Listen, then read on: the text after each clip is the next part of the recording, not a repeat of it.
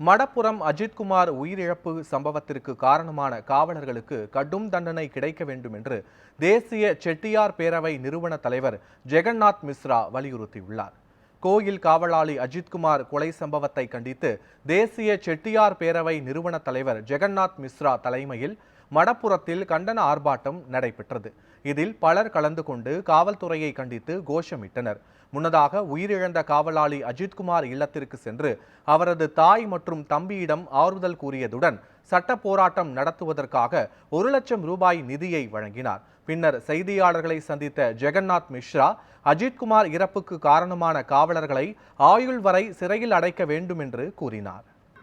விசாரணை லாக்அப் என்ற பெயரிலே தொடர்ந்து காவல்துறை தனியாக சட்டத்துக்கு புறம்பாக ஒரு லாக்கப்பை வைத்துக் கொண்டு விசாரணை என்ற பெயரிலே இது போன்ற பல்வேறு சம்பவங்களை அரங்கேற்றி வருகிறார்கள்.